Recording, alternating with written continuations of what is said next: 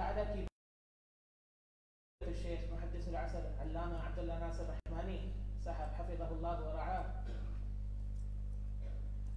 کہ مشہور ہیں کہ انہوں نے اپنے قیمتی اوقات میں سے انتہائی اہم اور قیمتی یہ وقت نکالا ہے جو 4 ایام پر مشتمل ہے،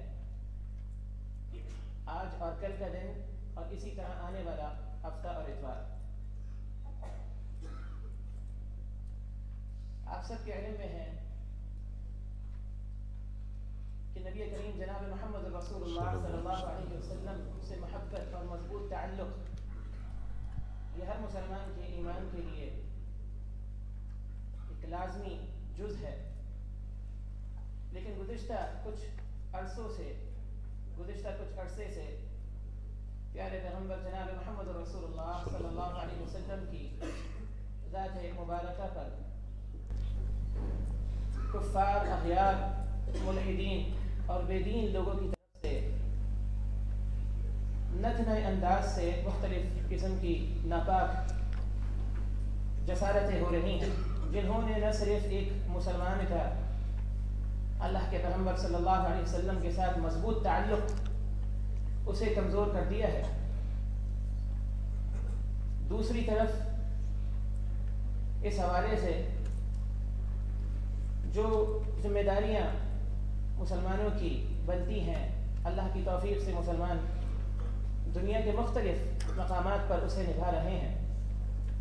اسی سلسلے کی یہ ایک کڑی ہے کہ جس حوالے سے اس علمی دورے کا ورکشاپ کا انعقاد کیا گیا، جس کا عنوان اپنے محبوب نبی صلی اللہ علیہ وسلم کو پہچانیے، تذکرہ جمال و خصال نبوت صلی اللہ علیہ وسلم رکھا گیا ہے، جس کے لیے محترم فضیلۃ الشیخ حفظہ اللہ کے مشورے سے امام ترمذی رحمہ اللہ کی جو شہرہ آفاق تصنیف ہے الشمائل المحمدیہ والخصائل المصطفیہ، اس کا انتخاب کیا گیا۔ چونکہ دورے کا وقت مختصر ہے، اس لیے شمائل کی تمام احادیث کا احاطہ ممکن نہ تھا، لہذا شیخ صاحب حفظہ اللہ کی سرپرستی میں ادارے نے شمائل کی احادیث کا انتخاب کیا اور ان احادیث کو سامنے رکھا گیا جو اپنے موضوع کے اعتبار سے جامع بھی ہوں اور سند کے اعتبار سے صحیح بھی ہوں۔ لہذا یہ جو دورہ ہے یہ اللہ کی توفیق سے باقاعدہ اس کا آج آغاز ہو رہا ہے اور ہر دن یہ 2 نشستوں پر مشتمل ہوگا۔ پہلی نشست عصر سے لے کر مغرب سے 15 یا 20 منٹ پہلے تک کی ہوگی اور اس کے بعد دوسری نشست مغرب سے عشاء تک منعقد کی جائے گی۔ کچھ باتیں دورے کے حوالے سے آپ سب حضرات کے لیے، ایک تو الحمدللہ دورے کی رجسٹریشن کا جو سلسلہ رکھا گیا تھا اس کے اہم مقاصد تھے، جن میں سے ایک بنیادی مقصد یہ تھا کہ اس دورے کی شہادات جو ہیں وہ بھی جاری کی جائے۔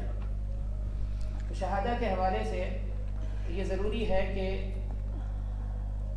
چاروں کلاسز کے اندر شرکت ہونی چاہیے، لہذا جن احباب کی چاروں کلاسز میں شرکت ہوگی انشاءاللہ ان کو اس دورے کی شہادت بھی دی جائے گی۔ جن احباب نے رجسٹریشن نہیں کروائی ہے وہ آج نہیں کل یہ آنے والی جو کلاسز ہیں اس میں وہ رجسٹریشن بھی کروا سکتے ہیں۔ آپ اپنے نام جو ہیں اس کی تصویر بھی جو باہر ہمارے ذمہ داران موجود ہیں انہیں کرا دیجیے گا، جو نام آپ ہمیں دیں گے اسی پر پھر آپ کی جو شہادت ہے وہ مرتب ہوگی۔ اور یہ جو شہادات ہیں دورہ ختم ہونے کے بعد تقریباً 1 مہینے یا اس سے کچھ آگے پیچھے کے وقت میں انشاءاللہ وہ جو طلاب اداروں سے آئے ہیں ان اداروں میں وہ پہنچا دی جائیں گی۔ آخر میں آپ تمام احباب کے ہم انتہائی مشکور ہیں، خاص طور پہ جو جتنے بھی جامعات ہیں ان کے جو مدراء ہیں، ان کے جو شیوخ الحدیث ہیں، اساتذہ ہیں، منتظمین ہیں، جنہوں نے اس حوالے سے بھرپور تعاون کیا۔ آپ سب یہاں پر تشریف لائے اور جتنے بھی طلباء یہاں پر موجود ہیں اور اس کے علاوہ عوام میں سے بھی جتنے احباب یہاں پر موجود ہیں، اللہ رب العالمین ہم سب کے یہاں پر جمع ہونے کو اپنی رحمت سے قبول و منظور فرما دے، اور اس نشست کو دنیا اور آخرت میں ہماری کامیابی اور سرخروئی کا سبب اللہ رب العالمین بنا دے۔ بارک اللہ فیکم۔ باقاعدہ دورے کا آغاز ہوتا ہے۔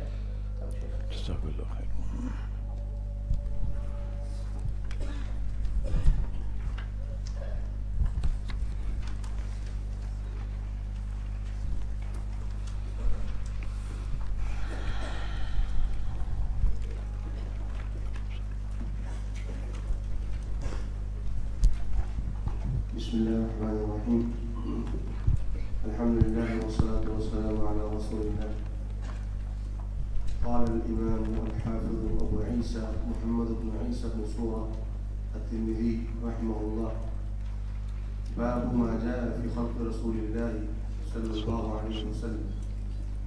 عن أنس بن مالك رضي الله عنه يقول: كان رسول الله صلى الله عليه وسلم ليس بالطويل البائن ولا بالقصير ولا بالأبيض الأمهق ولا بالآدمي ولا بالجعد القطر ولا بالسبط، بعثه الله تعالى على رأس 40 سنة، فأقام بمكة 10 سنين وبالمدينة 10 سنين، وتوفاه الله على رأس 60 سنة، وليس في رأسه ولحيته 20 شعرة بيضاء، وفي رواية إذا مشى يتكفى. إن الحمد لله نحمده ونستعينه ونستغفره ونعوذ بالله من شرور أنفسنا ومن سيئات أعمالنا، من يهده الله فلا مضل له ومن يضلل فلا هادي له، وأشهد أن لا إله إلا الله وحده لا شريك له، وأشهد أن محمدا عبده ورسوله. يا أيها الذين آمنوا اتقوا الله حق تقاته ولا تموتن إلا وأنتم مسلمون. يا أيها الناس اتقوا ربكم الذي خلقكم من نفس واحدة وخلق منها زوجها وبث منهما رجالا كثيرا ونساء، واتقوا الله الذي تساءلون به والأرحام إن الله كان عليكم رقيبا. يا أيها الذين آمنوا اتقوا الله وقولوا قولا سديدا يصلح لكم أعمالكم ويغفر لكم ذنوبكم، ومن يطع الله ورسوله فقد فاز فوزا عظيما. اللهم صل على محمد وعلى آل محمد كما صليت على إبراهيم وعلى آل إبراهيم إنك حميد مجيد. اللهم بارك على محمد وعلى آل محمد كما باركت على إبراهيم وعلى آل إبراهيم إنك حميد مجيد. سبحانك لا علم لنا إلا ما علمتنا إنك أنت العليم الحكيم. وبعد، قابل احترام علماء کرام، مشائخ اعظام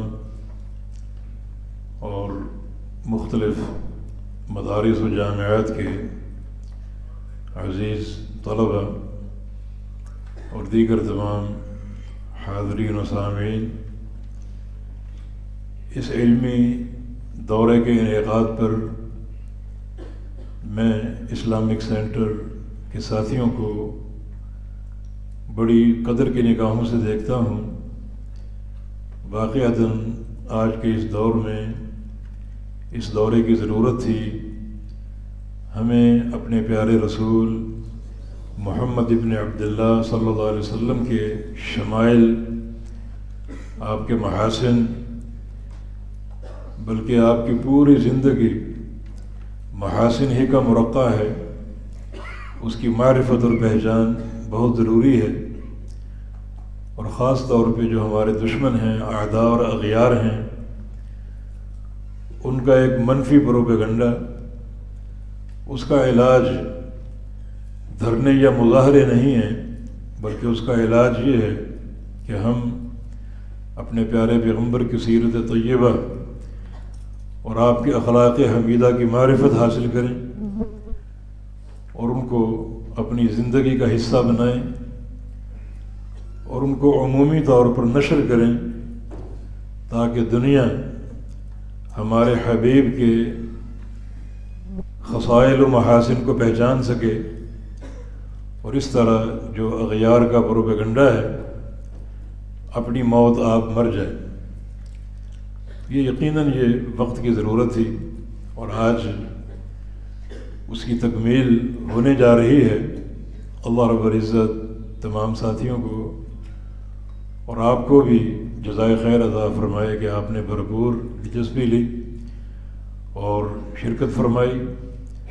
اللہ تعالی ہمیں صحیح فہم عطا فرما دے، اور جو ایک منہجی نکات ہیں اللہ تعالی ہمیں ان کے ادراک کی اور معرفت کی توفیق دے، اور یہ بھی توفیق دے کہ ہمارا تعلق صرف معرفت تک محدود نہ رہے، بلکہ ان تمام خصائل کو اپنی عملی زندگی کا حصہ بنائیں، اور یہی چیز انشاءاللہ عند اللہ قرب کا باعث ہوگی اور قبولیت کا باعث ہوگی بالتوفیق و بإذن اللہ تعالی۔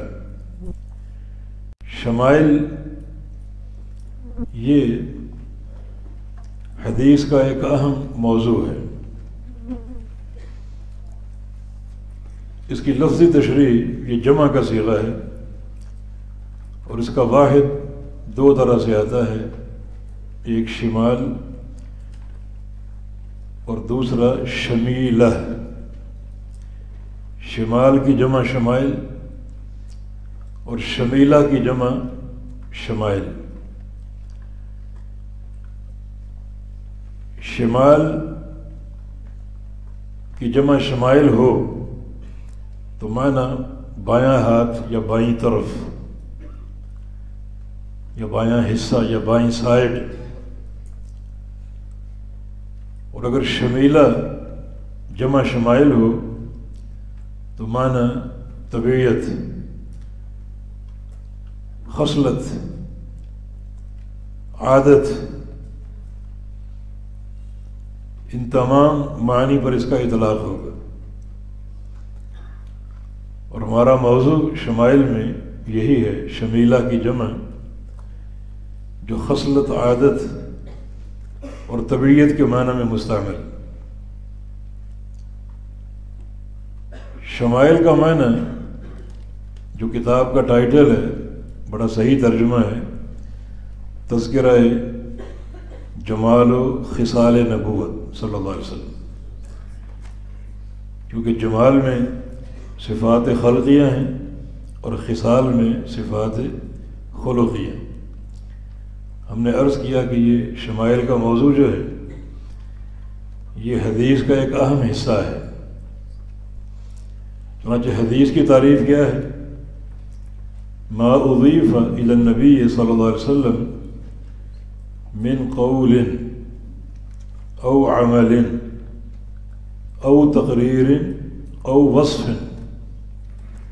یعنی حدیث چار چیزوں کا نام، رسول اللہ صلی اللہ علیہ وسلم کے قول کا نام ہے، آپ کے فرامین کا، رسول اللہ صلی اللہ علیہ وسلم کے افعال کا نام ہے، جو آپ کے مبارک عمل ہیں اور کام ہیں، رسول اللہ صلی اللہ علیہ وسلم کی تقریر کا نام ہے۔ تقریر سے مراد یہ ہے کہ کوئی عمل آپ نے خود نہ کیا ہو لیکن آپ کے سامنے صحابہ نے انجام دیا ہو اور آپ نے روکا نہ ہو، تو آپ کی خاموشی اس عمل کی تقریر ہے، اس عمل کا اثبات ہے، اور یہ سنت تقریری کہلاتی۔ اور چوتھی چیز جو ہے وہ ہے وصف۔ وصف کی دو قسمیں، وصف خلقی جو آپ کے پیدائشی اوصاف ہیں، جو اللہ رب العزت نے خلقت میں آپ کو عطا فرمائے، آپ کا چہرہ مبارک، آپ کی قدامت، آپ کے ہاتھ، آپ کے پاؤں، آپ کے بال، یہ سب اوصاف خلقیہ ہیں جن کا تعلق آپ کی خلقت سے ہے اور آپ کی پیدائش سے ہے، اور وہ بھی سارے امور مثالی تھے۔ اور وصف کی دوسری قسم وصف خلقی، آپ کے اخلاق کریمانہ، اخلاق حسنہ، جن کی قرآن نے تعریف کی، انک لعلی خلق عظیم۔ آپ کی پوری حیات طیبہ ان اخلاق کریمانہ کا مجموعہ ہے۔ اللہ رب العزت نے لعمرو کا کہہ کر آپ کی پوری زندگی کی قسم کھائی، وہ زندگی نبوت سے قبل ہو یا نبوت کے بعد ہو، آپ کی پوری حیات طیبہ اخلاق حسنہ کا مجموعہ تھی۔ اور یہی وجہ ہے کہ ہم شمائل کا موضوع پڑھیں اور بار بار پڑھیں، تاکہ آپ کے اخلاق حسنہ، اخلاق کریمانہ، انہیں ہم خود بھی اپنی زندگی کا حصہ بنائیں۔ انک لعلی خلق عظیم، آپ خلق عظیم کے مالک ہیں، تو پھر ہمیں بھی وہ خلق عظیم اپنانے چاہیے۔ تو کیسے اپنائیں گے جب تک معرفت نہ ہو؟ تو یہ ایک سبب ہے اس موضوع کے اختیار کا کہ اللہ رب العزت نے رسول کریم صلی اللہ علیہ وسلم کے اخلاق حسنہ کی تعریف فرمائی، اور آپ کی حیات طیبہ کو اللہ رب العزت نے ایک اسوہ، نمونہ اور مثال کے طور پر پیش کیا۔ لقد کان لکم فی رسول اللہ اسوۃ حسنہ، تمہارے لیے رسول اللہ صلی اللہ علیہ وسلم کی ذات اسوہ حسنہ ہے، قدوہ کاملہ اور مکمل نمونہ ہے۔ آپ کا بولنا، خاموش رہنا، عمل کرنا، نہ کرنا، سونا اور جاگنا، سفر و حضر، پوری حیات طیبہ ایک کھلی کتاب کے مانند۔ کوئی زندگی کا گوشہ آپ کا مخفی نہیں ہے، حتیٰ کہ گھر کے اندر کے معاملات، حتیٰ کہ کمرے کی تنہائی کے معاملات، حتیٰ کہ لحاف کے اندر کے معاملات، وہ بھی سب امت کے سامنے منکشف ہیں، تاکہ آپ کی پوری حیات طیبہ پوری کائنات کے لیے اسوہ اور نمونہ بن جائے۔ تو یقیناً اس موضوع کی معرفت ضروری۔ نبی علیہ السلام پر ایمان لانا بھی فرض ہے، اور یہ ایمان جتنا قوی ہوگا اتنا مفید ہوگا، اور ایمان کی قوت آپ کی معرفت کے ساتھ، جس قدر آپ کے اخلاق اور آپ کے عادات و اطوار کی پہچان ہوگی، اتنا یہ ایمان مضبوط ہوگا۔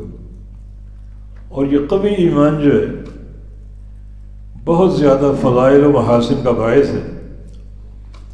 صحیح بخاری میں نبی علیہ السلام کی حدیث ہے کہ ان اہل الجنہ لیتراءون غرفا فوقہم، جب جنتی جنت میں داخل ہو چکیں گے تو اپنے اوپر دیکھیں گے تو بڑی بلندی پر انہیں محلات نظر آئیں گے، بڑے عالی شان محلات۔ کتنی بلندی پر؟ جیسے آج زمین والے آسمان کے ستارے دیکھتے، اس قدر فرق منصبی۔ صحابہ نے عرض کیا کہ تلک مناظر الانبیاء، اس قدر بلندی اور رفعت تو انبیاء کو حاصل ہوگی، لگتا ہے کہ یہ محلات انبیاء کے ہوں گے۔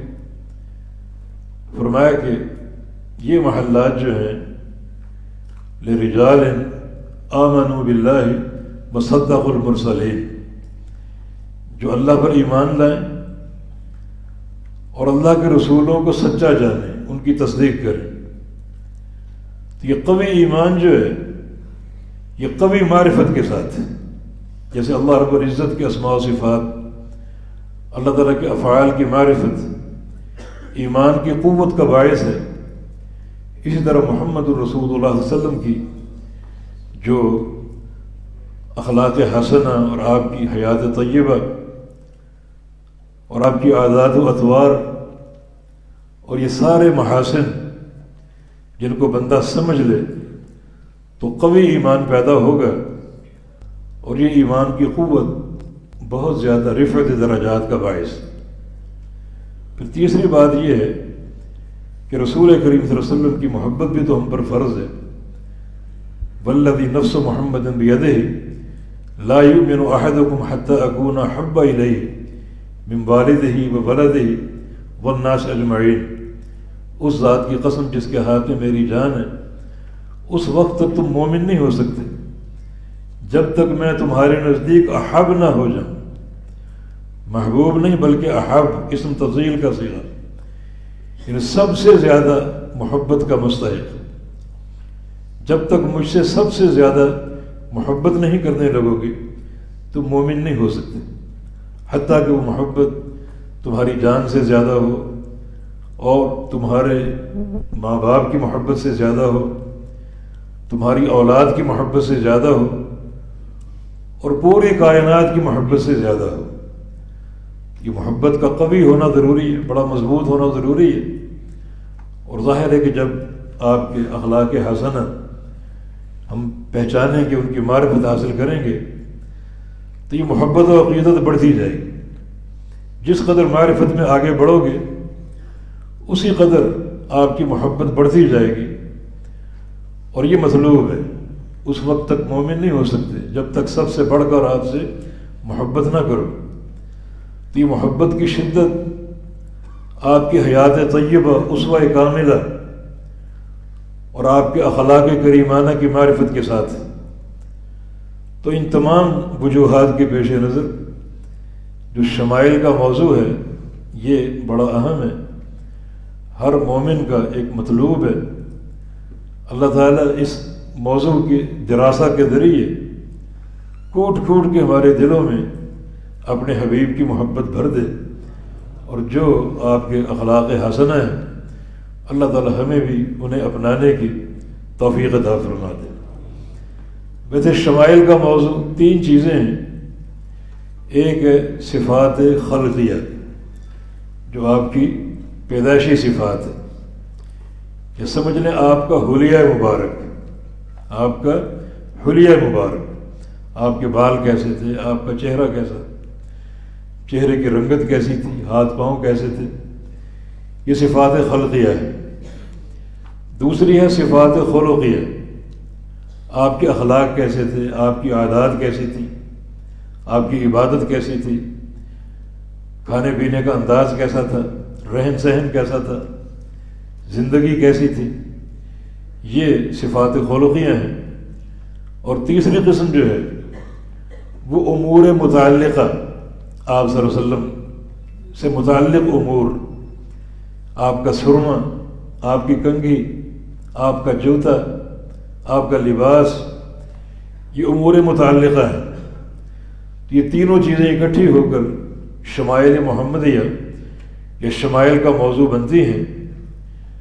ہر حدیث کی کتاب میں یہ موضوع موجود ہے، بعض محدثین نے اس کو منتشراً بیان کیا ہے مختلف ابواب میں، نبی علیہ السلام کی عادات کو، آپ کے اخلاق کو، اور بعض محدثین نے باقاعدہ شمائل کے موضوع کو ایک کتابی شکل دی۔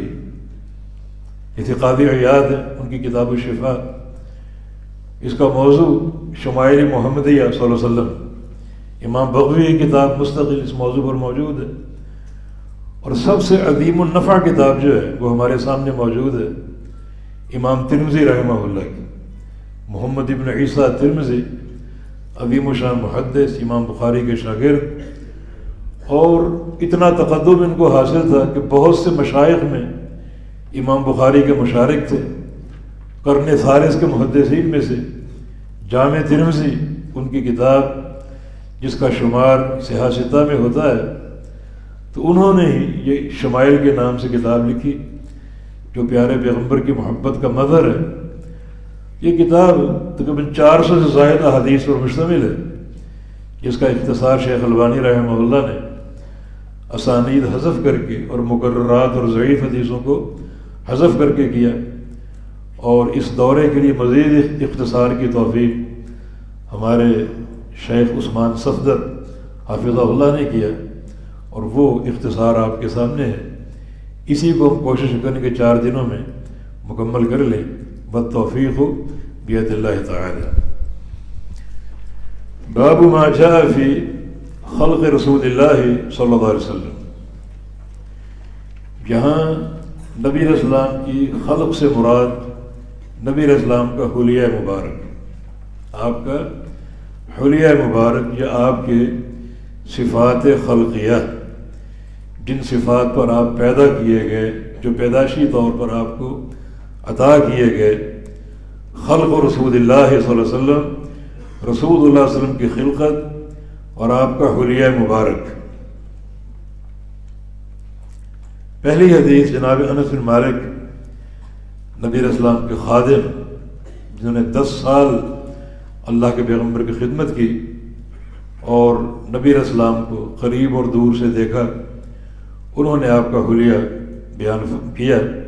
فرماتے ہیں کہ کان رسول اللہ صلی اللہ علیہ وسلم لیس بالطویل البائن ولا بالقصیر۔ اس جملے میں نبی علیہ السلام کے قد مبارک کا ذکر ہے، آپ کی قدامت کیسی تھی، آپ کا قد مبارک کیسا تھا۔ فرماتے ہیں لیس بالطویل البائن، نہ تو آپ لمبے تھے، البائن طویل بائن، وہ لمبا شخص جس کا قد اتنا لمبا ہو کہ وہ لمبائی ایک عیب محسوس ہو، وہ لمبائی ایک عیب محسوس ہو، بہت زیادہ نکلا ہوا قد۔ بائن طلبہ کے لیے بان یبین و بمانا ظہر، یا بان یبون و بمانا بعد، دونوں اس کے مادہ ہو سکتے ہیں۔ تو لیس بالطویل البائن، نہ تو آپ ایسے لمبے تھے کہ آپ کا لمبا قد بہت ہی ظاہر اور اونچا ہو اور بہت آپ کو دور کرنے والا ہو قد کے اعتبار سے، ولا بالقصیر، اور نہ آپ پستہ قد تھے، نہ طویل القامت تھے اور نہ پستہ قد تھے، جیسا کہ ایک اور حدیث میں ربعۃ کے الفاظ ہیں کہ آپ کا قد اوسط تھا، یعنی طول اور پستگی کے درمیان تھا۔ ایک حدیث میں مربوعاً کے الفاظ ہیں کہ نبی علیہ السلام مربوع تھے، اور مربوع کا معنی بھی آپ کا جو قد تھا، آپ کی قامت تھی، متوسط تھی۔ اچھا، ایک حدیث سے واضح ہوتا ہے کہ آپ صلی اللہ علیہ وسلم متوسط تھے، یعنی قد و قامت میں، لیکن جو آپ کا قد تھا وہ طول کی طرف مائل تھا، یعنی پستہ اور طول دونوں کے بین بین تھے، دونوں کے درمیان تھے، لیکن زیادہ میلان آپ کے قد کا طول کی طرف تھا، پستگی کی طرف نہیں تھا۔ تو یہ آپ صلی اللہ علیہ وسلم کا قد، جیسا کہ حدیث میں کانا الی الطول اقرب، کہ آپ طول کے زیادہ قریب تھے، یہ آپ کی قامت پستگی اور طول کے درمیان تھی، لیکن طوالت کے زیادہ قریب تھی۔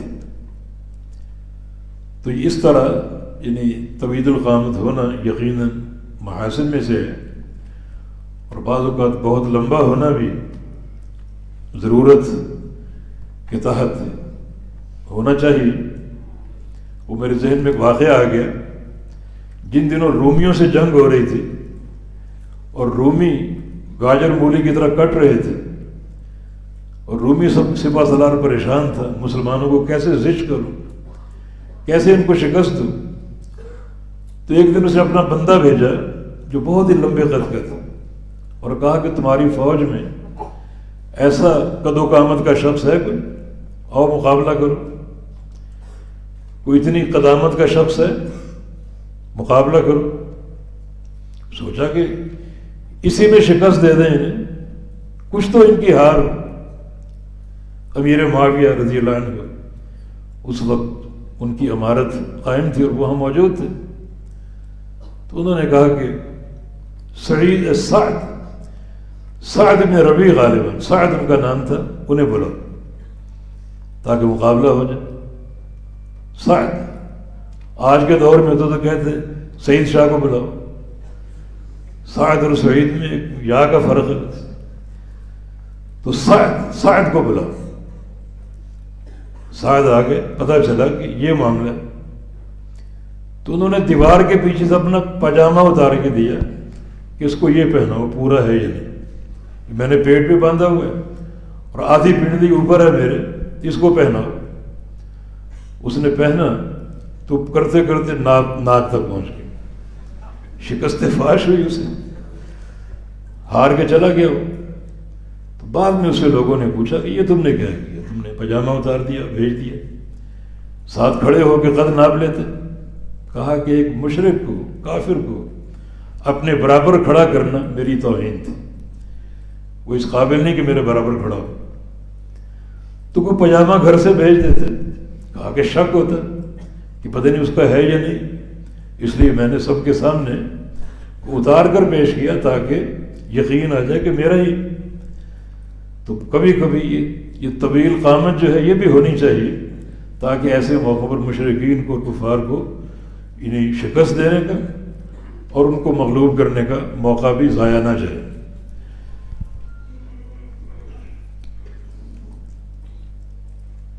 وَلَا بِالْأَبْيَضِ الْأَمْحَقِ وَلَا بِالْآدَمِ، اس جملے میں نبی علیہ السلام کے چہرے کی رنگت کا ذکر ہے کہ آپ صلی اللہ علیہ وسلم کا چہرہ نہ تو ابیض بمعنی سفید، الامحق خالص سفید، خالص سفید آپ کا چہرہ نہیں تھا۔ یعنی خالص سفید وہ چہرہ ہوتا ہے جو صرف سفید ہی ہے، اور اگر سفیدی میں تھوڑی سی سرخی شامل ہو تو حسن کو چار چاند لگ جاتے ہیں۔ یعنی خالص سفید آپ کی رنگت نہیں تھی، بلکہ اگر سفید رنگت میں سرخی شامل ہو جائے یا کچھ گندمی رنگ شامل ہو جائے تو وہ جو سفیدی ہے وہ زیادہ خوبصورت لگتی، اور اگر خالص سفیدی ہو تو وہ ایک عیب محسوس ہوتی ہے۔ تو آپ صلی اللہ علیہ وسلم کا چہرہ مبارک نہ تو خالص سفید تھا ولا بالآدم، اور نہ ہی وہ گندمی رنگ کا تھا، گندم گوں، بلکہ ان دونوں کے درمیان جیسا کہ ایک حدیث میں بیاض مشرب بحمرہ، بیاض مشرب بحمرہ، کہ آپ صلی اللہ علیہ وسلم کا جو چہرے کا بیاض تھا، چہرے کی سفیدی تھی، وہ سرخی میں گندی ہوئی تھی، سرخی میں گندی ہوئی تھی۔ یعنی چہرہ مبارک پر سفیدی کے ساتھ سرخی جھلکتی تھی اور ڈلکتی تھی، جو کہ ایک عظیم حسن کی نشانی۔ ولا بالجعد القطۃ ولا بالسبط، یہ آپ صلی اللہ علیہ وسلم کے بالوں کی کیفیت اور صورت ہے۔ الجعد القطۃ وہ بال جو صرف گھنگریالے ہوں، گھنگریالے جو پیچ دار بال ہوتے ہیں، ایک دوسرے میں داخل ہوتے ہیں، گھنگریالے بال۔ تو آپ کے سر کے بال جو تھے وہ گھنگریالے نہیں تھے جو بالکل خالص گھنگریالے ہوں، جو لپٹے ہوتے ہیں، پیچ دار ہوتے ہیں، ایک دوسرے میں داخل ہوتے ہیں۔ اور سبط وہ بال جو سیدھے ہوتے ہیں، سیدھے بال جو لٹکے ہوئے محسوس ہوتے ہیں، سیدھے۔ تو آپ صلی اللہ علیہ وسلم کے بال ان دونوں کیفیتوں کے بین بین تھے، نہ تو بالکل گھنگریالے بہت ہی سخت لپٹے ہوئے ایک دوسرے میں داخل، اور نہ بالکل لٹکے ہوئے اور کھلے ہوئے، بلکہ ان دونوں کے درمیان۔ اور یہ بھی ایک بالوں کے حسن کی علامت ہے، نہ تو بالکل سیدھے لٹکے ہوئے تھے اور نہ وہ گھنگریالے کہ پیچ و تاب کھا کر ایک دوسرے میں داخل ہوں، الگ الگ تھے۔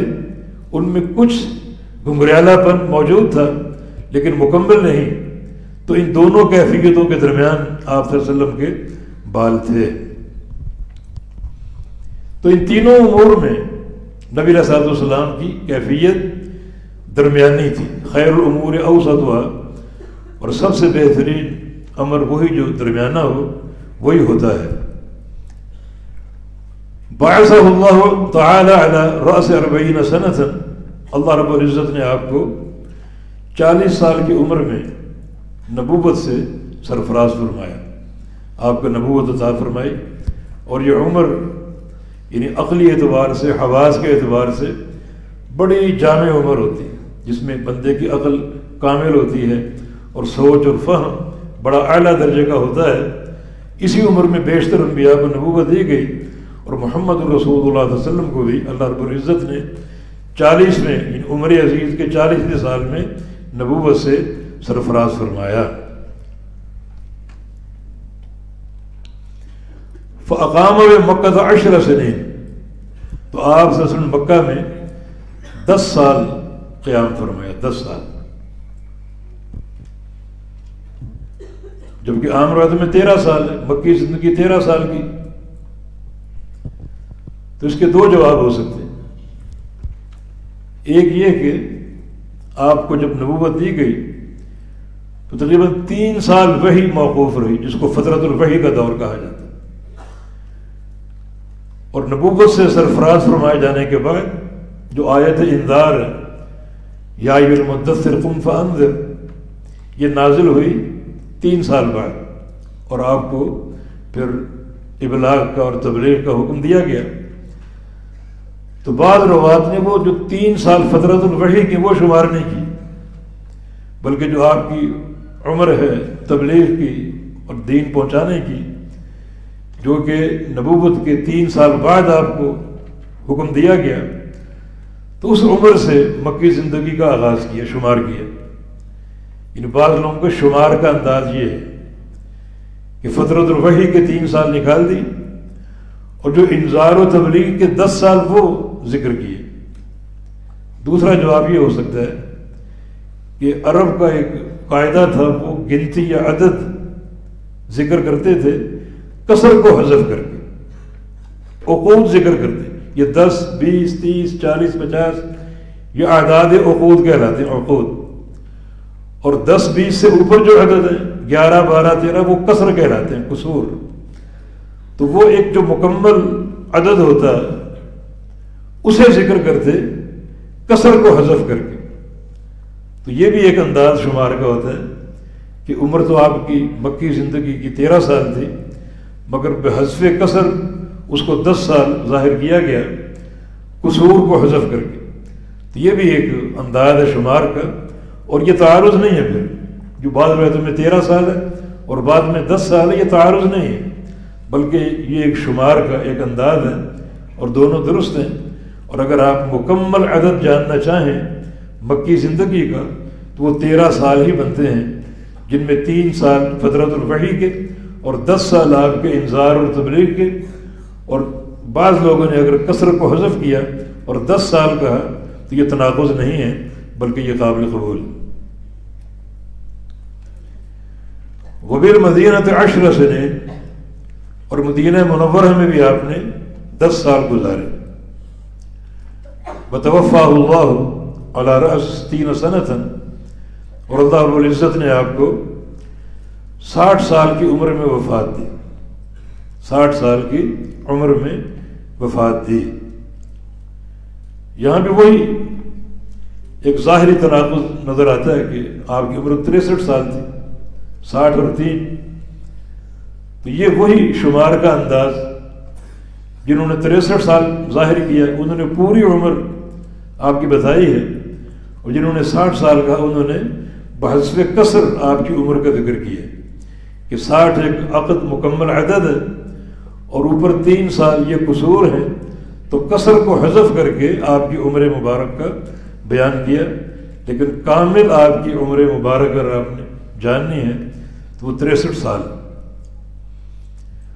وَلَيْسَ فِي رَأْسِهِ وَلِحْيَتِهِ 20 شَعْرَةً بَيْضَاء، اور جب آپ کا انتقال ہوا تو آپ صلی اللہ علیہ وسلم کے سر میں اور آپ کی داڑھی میں 20 بال بھی سفید نہیں تھے، 20 بال بھی سفید نہیں تھے۔ یعنی بہت کم آپ کی داڑھی اور سر کے بالوں میں سفید بال ظاہر ہوئے، بہت کم۔ بعض روایتوں میں 20 کا ذکر ہے اور بعض میں 10 کا ذکر ہے کہ 10 بال آپ کی داڑھی اور سر میں سفید تھے، اور ایک روایت میں 17 بالوں کا ذکر کہ آپ کی داڑھی اور سر میں 17 سفید بال تھے۔ یہ بھی تناقض نہیں، بلکہ جس نے جو بال گننے کی کوشش کی اور گن سکا اس کو ظاہر کیا۔ کسی نے 10 تک شمار کیا، اس نے 10 بیان کیے، اور کسی نے 17 تک شمار کیا، اس نے 17 بیان کیے۔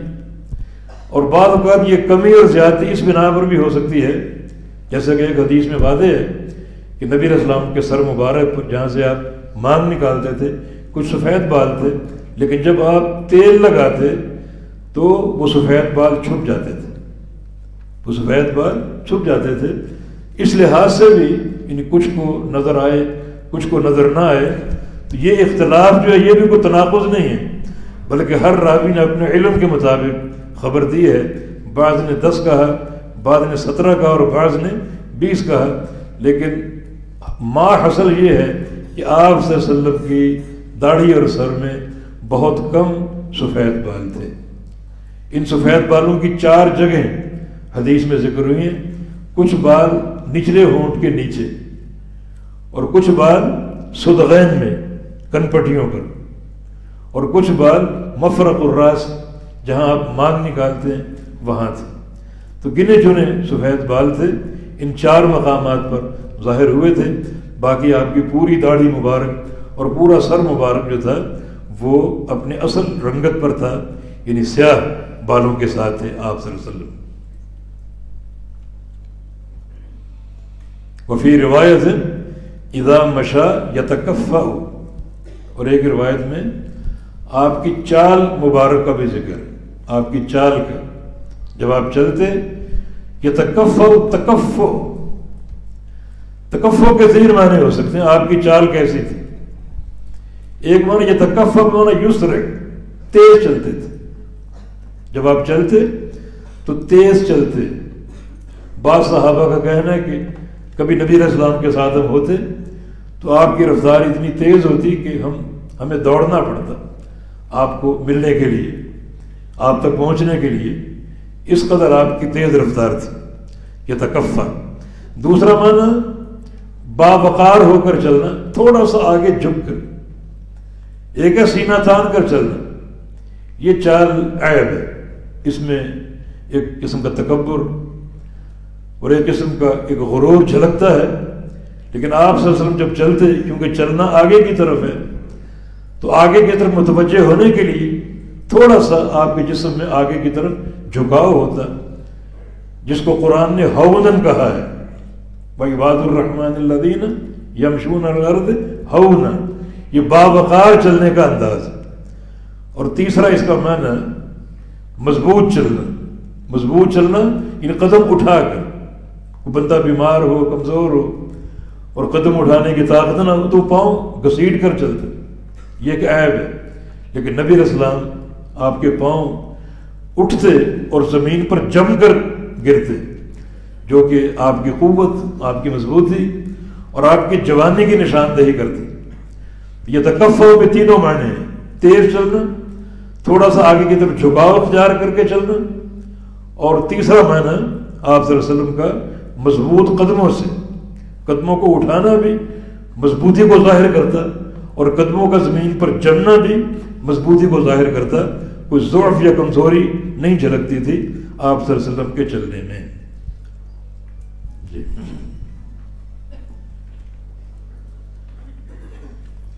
عن البراء بن عازب رضي الله عنه يقول كان رسول الله صلى الله عليه وسلم رجلا مربوعا بعيد ما بين المنكبين عظيم الجمة إلى شحمة أذنيه عليه حلة حمراء ما رأيت شيئا قط أحسن منه. وفي رواية عنه قال ما رأيت من ذي لمة في حلة حمراء أحسن من رسول الله صلى الله عليه وسلم له شعر يضرب منكبيه بعيد ما بين المنكبين لم يكن بالقصير ولا بالطويل. جی عن البراء بن عازب، براء بن عازب نبی علیہ السلام کے صحابی اور چھوٹی عمر کے تھے، جنگ بدر میں قبول نہیں کیے گئے تھے، چھوٹی عمر تھی، بالغ نہیں تھے، اور جنگ احد میں 15 سال کے ہو گئے تو قبول کیے گئے۔ فرماتے ہیں کہ کان رسول اللہ صلی اللہ علیہ وسلم رجلا مربوعا، یہ رجلا کے دو ضبط ہیں، ایک رجلا جیسے آپ نے پڑھا اور لکھا رجلا تو مانا آدمی، اور ایک ہے راجلا، کان رسول اللہ صلی اللہ علیہ وسلم رجلا مربوعا، رجل کا مانا آدمی، مانا واضح ہے اس کا، لیکن رجل کا مانا اشارہ آپ کے بالوں کی طرف، آپ رجل تھے، اور رجل کا معنی ہوتا ہے یعنی آپ کے بال جو تھے وہ گھنگریالے اور سیدھے کے درمیان تھے، نہ بہت زیادہ گھنگریالے تھے اور نہ بالکل ہی سیدھے، بلکہ ان دونوں کے مابین تھے رجل، جیسا کہ پیچھے گزرا، اور یہ بھی بالوں کا ایک حسن ہے۔ مربوعاً، مربوعاً کا معنی وسط القامت، آپ کا جو قد تھا وہ بھی درمیانہ تھا، نہ تو بہت ہی پست قامت اور نہ بہت ہی دراز قامت، بلکہ ان دونوں کے مابین، اور ان دونوں میں سے بھی درازی کی طرف، لمبائی کی طرف زیادہ مائل تھا آپ کا قد مبارک۔ بعید ما بین المنکبین، یا بعید، دونوں ضبط ہے، بعید تصغیر کے ساتھ ہے، بعید ما بین المنکبین، دونوں کندھوں کے درمیان زیادہ فاصلے والے، دونوں کندھوں کے درمیان زیادہ فاصلے والے، معنی آپ کا سینہ بہت ہی چوڑا تھا، تنگ یا چھوٹا آپ کا سینہ نہیں تھا، بلکہ بعید المنکبین تھے، دونوں کندھے آپ کے دور تھے، فاصلے پر تھے، معنی آپ کا سینہ بہت ہی چوڑا تھا۔ عظیم الجمہ الی شحمت اذنیہ، یہاں جمہ بال کے معنی میں، شعر، آپ کے بال زیادہ اور بڑے تھے، الی شحمت اذنیہ، اور وہ کانوں کی لو تک تھے۔ شحم اصل چربی کو بولتے ہیں، جو کانوں کی لو، جو بالکل کانوں کا نیچے کا حصہ جہاں عورت زیور پہنتی ہے، تو یہ عظیم الجمہ، زیادہ بالوں والے، الی شحمت اذنیہ، جو کانوں کی لو تک گرتے تھے، یہ آپ کے بال مبارک۔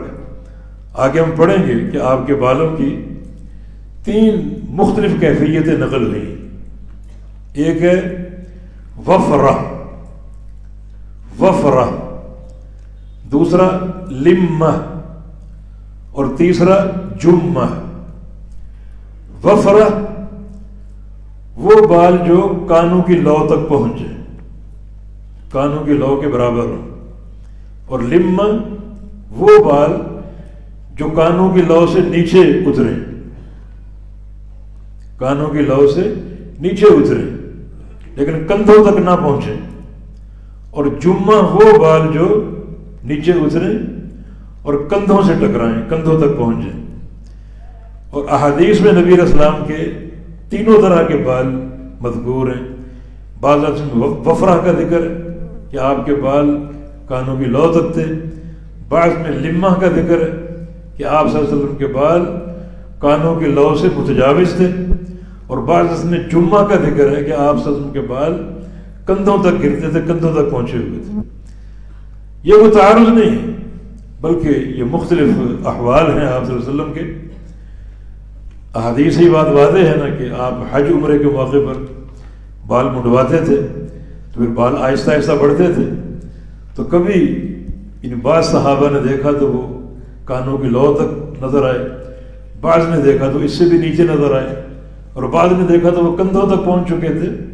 تو یہ تناقض نہیں ہے، بلکہ آپ صلی اللہ علیہ وسلم کے مختلف احوال ہیں، اور ان مختلف احوال میں مختلف صحابہ نے آپ کو دیکھا اور آپ کا حلیہ مبارک اس طرح نقل کیا۔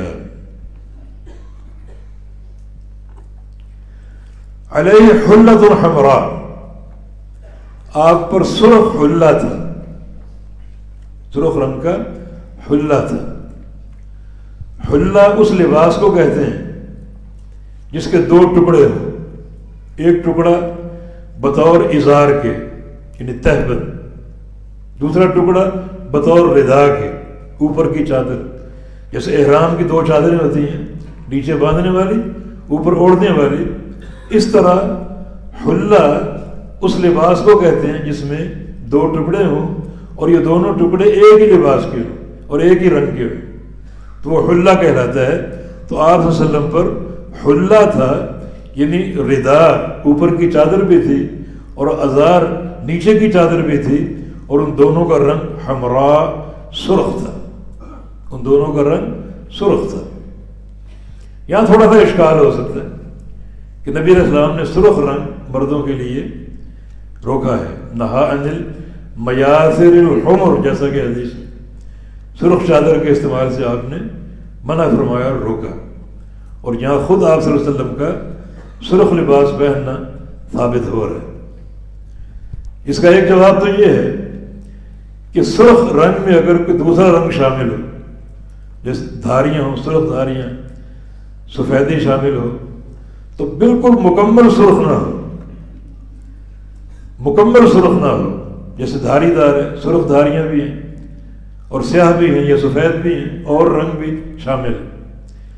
دوسرا جواب یہ ہے کہ یہ نہیں، تحریمی نہیں ہے، مردوں کو سرخ لباس پہننا حرام نہیں ہے، نبی صلی اللہ علیہ وسلم کا یہ پسندیدہ ایک لباس تھا، جیسا کہ بعض حدیث میں دو لباسوں کا ذکر ہے، ایک سفید رنگ کا، دوسرا یہ الحلۃ الحمراء، حبارہ منقش سرخ یعنی نقش و نگار والی چادر آپ کا پسندیدہ لباس تھا۔ سرخ لباس سے روکنا نہیں، تحریمی نہیں، آپ نے منع فرمایا، لیکن خود پہنا بیان جواز کے لیے کہ سرخ رنگ کا لباس پہننا جائز ہے، پہن سکتے ہیں، یہ حرام نہیں ہے، حرام نہیں ہے۔ تو یہ نہیں برائے تحریم نہیں بلکہ برائے تنزیہ ہے۔ یا پھر ایسا سرخ رنگ جو انتہائی سرخ ہو، بعض سرخ ہوتے ہیں جس میں یعنی ایک مدھم سرخی ہوتی اور بعض انتہائی یعنی نظروں کو چبھنے والے سرخ رنگ ہوتے ہیں، یعنی منع اس رنگ سے ہے جو بالکل سرخ رنگ ہو اور اس میں اور کوئی چیز شامل نہ ہو، کسی اور رنگ کی طرف میلان نہ ہو۔ تو باہر کیف سرخ رنگ کا لباس پہننا مردوں کے لیے جائز ہے، نبی علیہ السلام نے پہنا۔ تو علیہ حلۃ حمراء، آپ صلی اللہ علیہ وسلم پر سرخ حلہ تھا، ما رأیت شیئا قط احسن منہ، اور میں نے اس سے خوبصورت چہرہ کبھی نہیں دیکھا، بلکہ اس سے خوبصورت چیز کبھی نہیں دیکھی۔ نبی علیہ السلام کی چہرے کی رنگت، آپ کے بال اور جو لباس آپ نے پہنا ہوا تھا، یہ ساری چیزیں مل کر انتہائی حسن اور خوبصورتی ظاہر کر رہے تھے۔ وفی روایت، اور ایک روایت میں عنہ جو اسی سے یعنی برا بن عازب سے ہے، قال ما رأیت من ذی لمۃ فی حلۃ حمراء احسن من رسول اللہ صلی اللہ علیہ وسلم، میں نے نہیں دیکھا کسی لمہ والے شخص کو، لمہ جس کے بال کانوں کی لو سے کچھ نیچے اترے، کندھے تک نہ پہنچے لیکن کانوں کی لو سے متجاوز ہو، تو لمہ والا شخص، اور وہ فی حلۃ حمراء، اور وہ سرخ حلے میں ہو، سرخ حلے میں ملبوس ہو۔ حلہ کی تعریف آپ نے سن لی، دو ٹکڑے کا لباس ہوتا ہے، ایک بطور اوپر کی چادر کے، ایک بطور تہبند کے، اور دونوں کا کپڑا اور رنگ ایک ہی ہوتا ہے، وہ حلہ۔ تو اللہ کے پیارے پیغمبر ذی لمہ، اس وقت آپ کے بال جو تھے وہ کانوں کی لو سے نیچے گر رہے تھے، اور سرخ حلہ آپ نے زیب تن فرما رکھا تھا، اور اس سے خوبصورت انسان میں نے کبھی نہیں دیکھا۔ لہو شعر یضرب منکبیہ، آپ صلی اللہ علیہ وسلم کے بال تھے جو آپ کے کندھوں پہ گرتے تھے، بعید ما بین المنکبین، اور جو کندھوں کے بیچ کا فاصلہ وہ دور کا فاصلہ تھا، یعنی آپ کا سینہ انتہائی چوڑا تھا، لم یکن بالقصیر، نہ آپ پست قامت تھے، ولا بالطویل، اور نہ انتہائی طویل قامت تھے، بلکہ ان دونوں کے بیچ بیچ تھے، لیکن بیچ بیچ کا معنی یہ کہ آپ کی قامت طوالت کی طرف زیادہ تھی بجائے پستگی کی. جی. عن علي بن أبي طالب رضي الله عنه قال لم يكن النبي صلى الله عليه وسلم بالطويل ولا بالقصير، شأن الكفين والقدمين، ضخم الرأس ضخم الكراديس، طويل المسروبة، إذا مشى تكفأ تكفؤا كأنما ينحط من صبر، لم أر قبله ولا بعده مثله صلى الله عليه وسلم. یہ حدیث امیر المومنین علی بن ابی طالب رضی اللہ عنہ سے مروی ہے. لم یکن النبی صلی اللہ علیہ وسلم بالطویل ولا بالقصیر، نبی صلی اللہ علیہ وسلم نہ تو بہت ہی طویل تھے اور نہ بہت ہی پست قامت تھے، نہ طویل القامت اور نہ پست قامت، بلکہ دونوں کے مابین. حسن الکفین والقدمین، اور آپ کے دونوں ہاتھ اور دونوں پاؤں بھرے گوشت والے تھے. شسن بھرپور گوشت والے، انتہائی مضبوط، پتلے یا کمزور نہیں تھے جو کہ ایک عیب ہوتا ہے، بلکہ آپ کے کفین اور آپ کے قدمین کثیر اللحم تھے، بھرپور گوشت والے. اور زخم الرأس، اور آپ کا سر بھی بڑا تھا. سینہ چوڑا ہو سر چھوٹا ہو تو یہ ایک عیب ہے. جیسے اللہ تعالیٰ نے آپ کے سینے کی چوڑائی آپ کو عطا فرمائی اور بعید المنکبین بنایا، اسی مناسبت سے آپ کا سر بھی بڑا تھا. اور زخم القرادیس، اور جو آپ کے جوڑ تھے وہ بھی بھرپور تھے اور بڑے تھے، مضبوط تھے. طویل المسربہ، اور طویل المسربہ تھے. یہ مسربہ جو ہے یہ سینے سے لے کر ناف تک بالوں کی لائن، یعنی آپ کے جو بال تھے سینے پر ناف تک ایک لائن کی شکل میں تھے. یعنی پورا پیٹ یا پورا سینہ بالوں سے بھرا ہوا نہیں تھا، بلکہ سینے سے لے کر ناف تک آپ کے بال جو تھے وہ ایک لائن کی شکل میں تھے. طویل المسربہ، طویل المسربہ، یعنی بالوں کی، پیٹ کے بالوں کی لکیر جو سینے سے لے کر ناف تک تھی. اذا مشى تکفأ تکفؤا کأنما ينحط من سبب، جب آپ چلتے تو اس قدر تیز چلتے، تکفأ تکفؤا، اس قدر تیز چلتے، کأنما ينحط من سبب، گویا آپ ڈھلوان سے نیچے جا رہے ہیں، بلندی سے نیچے کی طرف جا رہے ہیں. آپ گویا ڈھلوان میں چل رہے ہیں. تو ڈھلوان میں جب ایک انسان چلتا ہے اس کی چال رفتار خود بخود تیز ہو جاتی ہے، لیکن نبی علیہ السلام کا عام چلنا عام زمین پر، عام سطح پر اسی طرح ہوتا ہے جیسے آپ ڈھلوان اتر رہے ہیں. اس قدر آپ کی چال مبارک تیز تھی. اذا مشى، جب آپ چلتے، تکفأ تکفؤا کأنما ينحط من سبب، اس طرح آپ تیز چلتے گویا آپ ڈھلوان سے نیچے اتر رہے ہیں. اور یہ چال بڑی قابل تعریف ہے، بڑی قابل تعریف. اس میں یعنی وہ عیب نہیں جو آہستہ چلنے میں ہوتے ہیں. انسان آہستہ چلے، کبھی دائیں دیکھ رہے کبھی بائیں دیکھ رہے، ظاہر ہے کہ تیز چلنے والے کا رخ سیدھا ہوگا، اور سیدھا ہونا یہ کرام اور معززین کا چلنا ہے، جو چلتے ہوئے کبھی دائیں جھانک رہے کبھی بائیں جھانک رہے کبھی پیچھے مڑ کر دیکھ رہے. یہ سارے عیب شمار ہوتے ہیں، اور یہ وہی لوگ کرتے ہیں جن کی چال ہلکی ہو، آہستہ چلتے ہوں، کبھی دائیں کبھی بائیں کبھی پیچھے جھانک رہے، اور یہ عیب شمار ہوتے ہیں. نبی علیہ السلام جب چلتے تو آپ کی چال تیز ہوتی اور آپ کا رخ بالکل سیدھا ہوتا، دائیں بائیں نہیں جھانکتے تھے، بلکہ اگر کبھی دائیں بائیں دیکھنے کی ضرورت ہوتی تو آپ صلی اللہ علیہ وسلم رک جاتے، آپ کے مضبوط قدم جم جاتے، اور پھر کچھ دیکھنا تو آپ دیکھتے دائیں طرف یا بائیں طرف. لیکن چلتے ہوئے چلتے بھی جا رہے ہیں اور دائیں بائیں دیکھتے بھی جا رہے ہیں، یہ ایک عیب ہے. تو آپ کی چال رفتار انتہائی تیز تھی. کأنما ينحط من سبب، گویا آپ ڈھلوان سے اتر رہے ہیں. لم ارى قبلہ ولا بعدہ مثلہ صلی اللہ علیہ وسلم، نہ میں نے آپ سے قبل اور نہ آپ کے بعد آپ جیسا کوئی دیکھا. آپ جیسا کوئی ہے ہی. ابن مسعود کا قول ان اللہ نظر الی قلوب العباد فوجد قلب محمد من خیر قلوب العباد.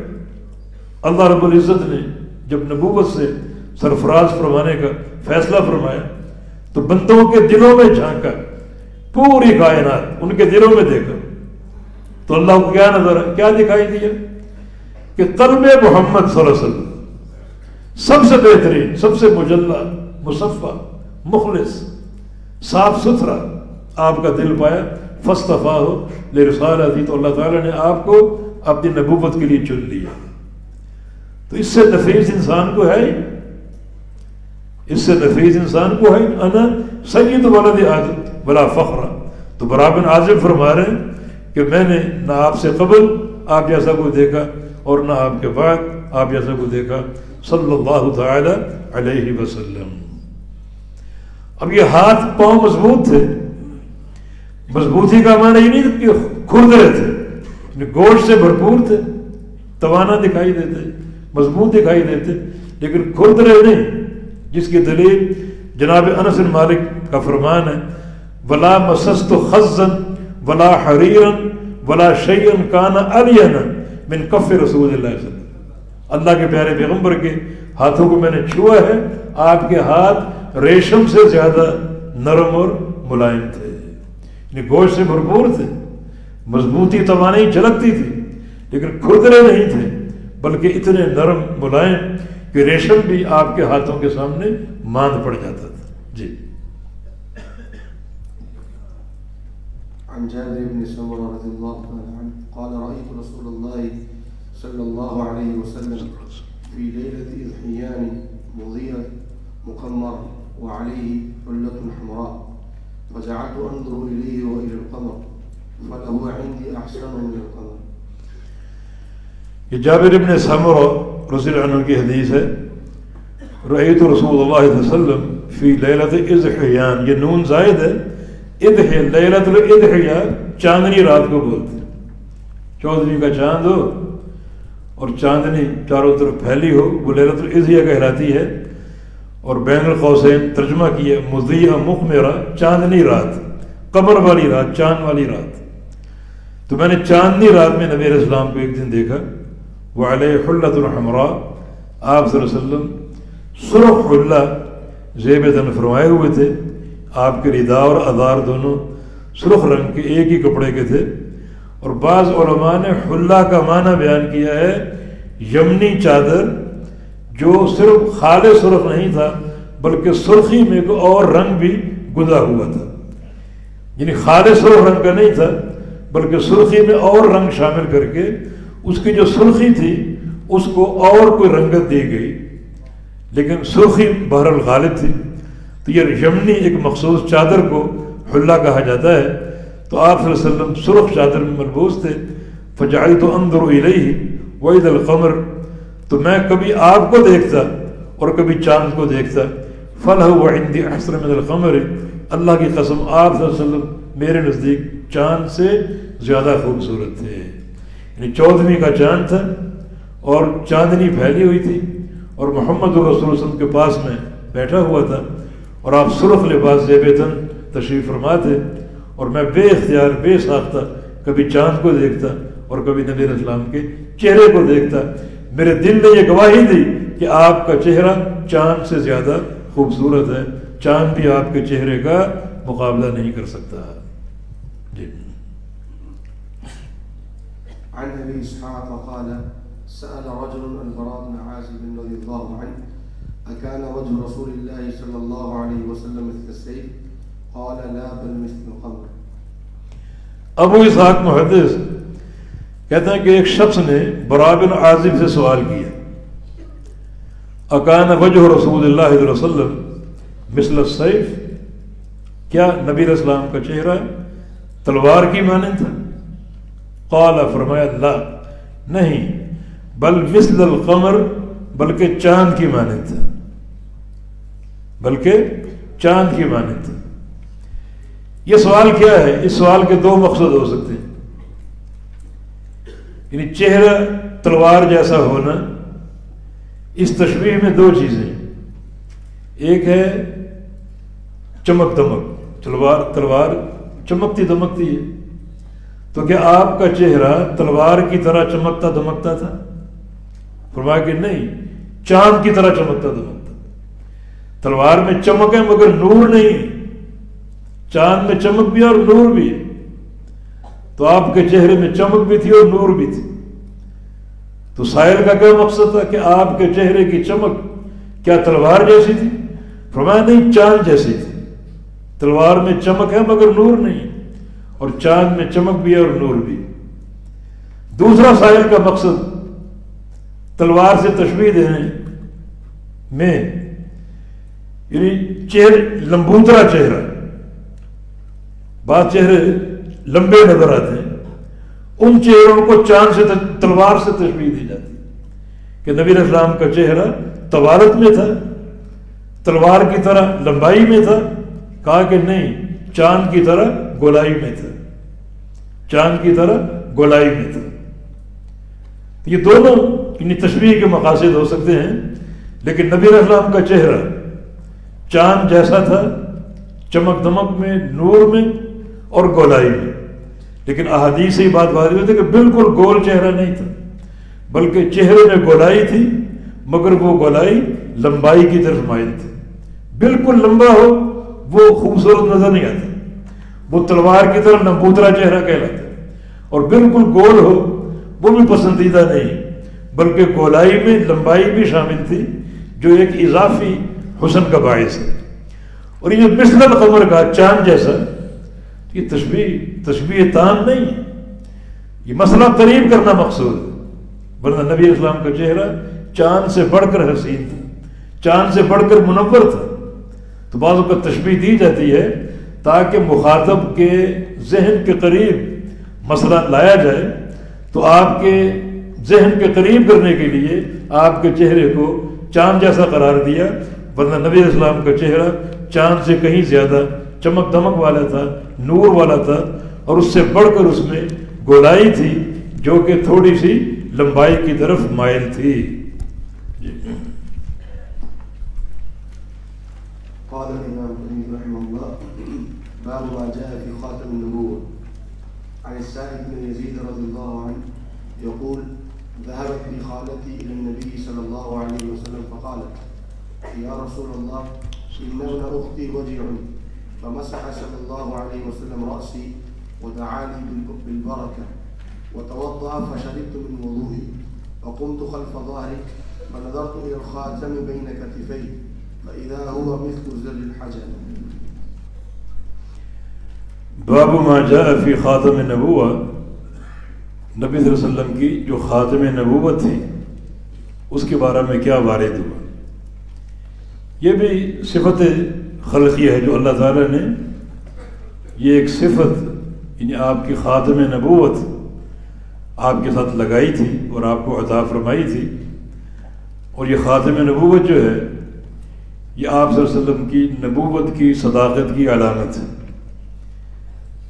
نبوت کی صداقت کی علامت ہے۔ کیا یہ ختم نبوت پیدائشی تھی؟ اس میں علماء کا اختلاف ہے، دو قول ہیں۔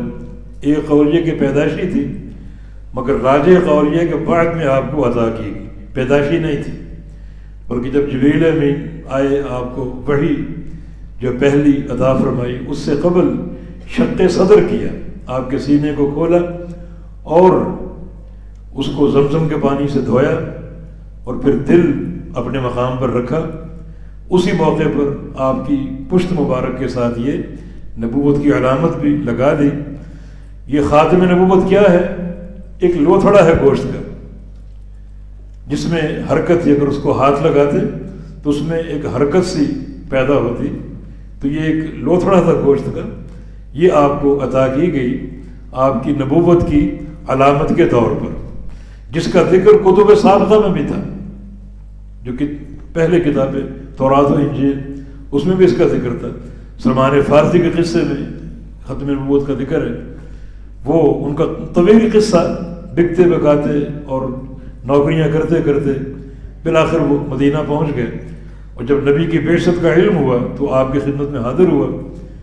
3 علامتیں ان کو بتائی گئی تھی، اگر وہ نبی برحق ہے تو ان کی 3 علامتیں ان کی نبوت کے صدق کی دلیل ہوگی۔ ایک یہ کہ وہ صدقہ قبول نہیں کرے گا، صدقہ نہیں کھائے گا، دوسرا ہدیہ قبول کرے گا، تحفہ، اور تیسرا اس کے پشت پر ایک علامت ہوگی ختم نبوت کی، جو ان کی نبوت کی صدق کی ایک دلیل ہوگی۔ چنانچہ سلمان فارسی آپ کے پاس آئے، پہلے دن کھجوریں لے کر آئے اور کہا کہ یہ صدقہ ہے، تو آپ نے صحابہ کو دے دی اور خود نہیں کھائی، تو سلمان نے کہا کہ ایک علامت تو پوری ہو۔ دوسرے دن آئے کھجوریں لے کر اور کہا یہ ہدیہ ہے، تو آپ نے صحابہ کو بلا لیا، خود بھی تناول فرمائی اور صحابہ نے بھی کھائی۔ سلمان فارسی نے دل میں سوچا کہ یہ دوسری علامت بھی پوری ہوگی۔ اب وہ گھوم کر اللہ کے نبی کو دیکھنا چاہ رہے، نبی علیہ السلام سمجھ گئے، آپ نے اپنی پشت مبارک سے کپڑا ہٹا لیا اور سلمان فارسی نے آپ صلی اللہ علیہ وسلم کی پشت مبارک پر وہ ختم نبوت جو ہے وہ دیکھی، جو صدق نبوت کی علامت ہے۔ یہ ہر نبی کو ادا نہیں کی گئی، بلکہ صرف محمد رسول اللہ صلی اللہ علیہ وسلم کا خاصہ ہے۔ کیوں؟ کیونکہ آپ خاتم النبیین ہیں، یہ ایک مہر کے طور پر ہے کہ آپ آخری نبی ہیں۔ اس ختم نبوت کے ذریعے آپ کی نبوت پر مہر لگا دی گئی، لا نبی بعدی، اب میرے بعد کوئی نبی نہیں آئے گا، اور اگر آئے گا تو وہ جھوٹا اور کذاب و دجال ہوگا۔ عبداللہ بن سرجس کا بھی قصہ ہے، وہ بھی نبی علیہ السلام کے پاس آئے اسلام قبول کرنے کے لیے، اور ارد گرد گھوم رہے، اس کو اسی علامت نبوت کی تلاش تھی، اور اللہ کے پیغمبر بھام گئے، تو اس کے لیے بھی آپ نے اپنی قمیص اٹھا دی، اور عبداللہ بن سرجس نے وہ ختم نبوت دیکھی اور دیکھ کر اسلام قبول کر لیا۔ رمیثہ انصاریہ ایک خاتون کا واقعہ بھی ہے، نبی علیہ السلام نے جب سعد بن معاذ کی شہادت کی خبر دی تو رمیثہ کہتی میں اس وقت بالکل آپ کے قریب تھی جب اللہ کے پیغمبر نے یہ فرمایا کہ اہتز لہو عرش الرحمن، کہ سعد کی وفات پر رحمان کا عرش ہل گیا۔ یہ فرمان میں نے اتنی قریب سے سنا، اس وقت اگر میں نبی علیہ السلام کی مہر نبوت کو بوسہ دینا چاہتی تو دے سکتی تھی، اتنی قریب تھی میں۔ تو اس حدیث میں بھی آپ کی مہر نبوت کا ذکر ہے۔ یہ صاحب ابن یزید فرماتے ہیں کہ ذہبت بی خالتی الی النبی صلی اللہ علیہ وسلم، میری خالہ مجھے نبی علیہ السلام کی خدمت میں لے گئی اور کہا کہ یا رسول اللہ صلی اللہ علیہ وسلم ان ابن اختی وجع، یہ میرا بھانجا ہے اور اس کو تکلیف ہے، درد ہے، وجع۔ فمسح صلی اللہ علیہ وسلم راسی، اللہ کے پیارے پیغمبر نے میرے سر کو چھوا، ودعا لی بالبرکہ، اور میرے لیے برکت کی دعا کی، وتوضا، اور آپ نے وضو کیا، فشربت من وضوئہ، اور میں نے آپ کے وضو کے بچے ہوئے پانی کو پیا، اللہ تعالیٰ نے شفا دے دی۔ وقمت خلف ظہرہ، میں آپ کی پشت کے پیچھے کھڑا ہوا، فنظرت الی الخاتم، تو میں نے وہ مہر دیکھی، ختم نبوت، بین کتفیہ، جو آپ کے دونوں کندھوں کے بیچ میں تھی پشت پر، فاذا ہوا مثل ذر الحجلہ، اور وہ مہر نبوت جو تھی، حجلہ ایک پرندہ، ایک پرندے کے انڈے کی مانند، اس پرندے کو اردو میں چکور کہتے ہیں، چکور کے انڈے کی مانند وہ آپ کی مہر نبوت تھی جو میں نے اپنی آنکھوں سے دیکھی۔ اس حدیث میں بھی مہر نبوت کا اس بات ہے، مثل ذر الحجل۔ آگے پڑھ لیں۔ عن جابر بن سمرة رضي الله عنه قال رأيت الخاتم بين كتفي رسول الله صلى الله عليه وسلم غدة حمراء مثل بيضة الحمام۔ ہاں، تو یہ جابر بن سمرہ فرما رہے ہیں کہ میں نے خاتم و مہر نبی صلی اللہ علیہ وسلم کے جو ہے وہ کندھوں کے بیچ میں دیکھی، یعنی کندھوں کے بیچ میں ظاہر ہوتا ہے کہ بالکل دو کندھوں کے سینٹر میں، لیکن ایک حدیث میں یہ وضاحت ہے کہ بائیں کندھے کے زیادہ قریب تھی، بالکل وسط میں نہیں تھی بلکہ بائیں کندھے کے زیادہ قریب تھی۔ اور وہ ختم نبوت کیا تھی، وہ مہر کیا تھی؟ غدۃ حمراء مثل بیضۃ الحمامہ، وہ ایک سرخ لوتھڑا تھا، سرخ ایک لوتھڑا تھا جو آپ کے گوشت اور چمڑے کے مابین رکھا گیا تھا، اور باہر کی طرف وہ معلق تھا، وہ ہلانے سے حرکت میں آتا تھا، ہلتا تھا، اور وہ کبوتری کے انڈے کی مانند تھا، کبوتری کے انڈے کی مانند تھا۔ تو ان دونوں حدیثوں میں مہر نبوت کا اثبات ہے اور اس کے سائز کا ذکر ہے، یعنی چکور یا کبوتری کے انڈے کی مانند اس کا سائز تھا، اتنا اس کا حجم تھا، اور ویسی ہی اس کی شکل تھی، ایک لوتھڑا ایک گوشت کا، اور اس میں تحرک تھا۔ البتہ ایک حدیث میں مہر نبوت کے بارے میں ایک صحابی کا قول مذکور ہے کہ وہ یعنی ایک جیسے بال ہوں، بہت سے بال کہیں موجود ہوں، تو وہ بالوں کا ایک جھنڈ سا تھا۔ مہر نبوت کو ان شعرات المجتمعات کہا گیا، جیسے اکٹھے بال ہوں ایک ہی جگہ پر وہ اگے ہوں تو شعرات کہا ہے، اور یہاں اس کو ایک گوشت کا ایک لوتھڑا قرار دیا گیا۔ لیکن یہ تعارض نہیں ہے، بلکہ یہ تفاصیل موجود ہیں کہ آپ صلی اللہ علیہ وسلم جو مہر نبوت تھی وہ گوشت کے لوتھڑے کی طرح تھی، اور ارد گرد بالوں کا جھنڈ بھی تھا، ارد گرد بال بھی اگے ہوئے تھے۔ تو صحابی نے دیکھا نہیں، صرف چھوا تھا۔ اس حدیث میں صحابی کے دیکھنے کا ذکر نہیں بلکہ چھونے کا ذکر ہے، تو ممکن ہے چھونے کی صورت میں اس کا ہاتھ جو ہے ان بالوں سے ٹکرایا ہو، اس نے شعرات کا ذکر کر دیا۔ لیکن جن صحابہ نے دیکھا ہے انہوں نے حقیقی جو مہر نبوت ہے اسے یہی جو ہے وہ گوشت کا لوتھڑا قرار دیا۔ جی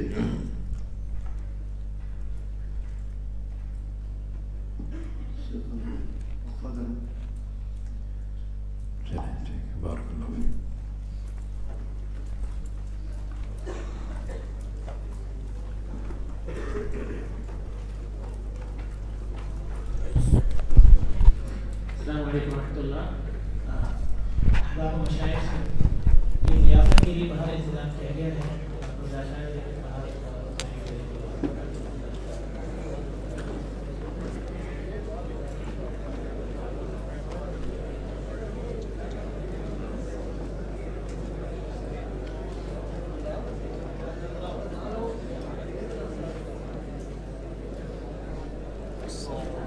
السلام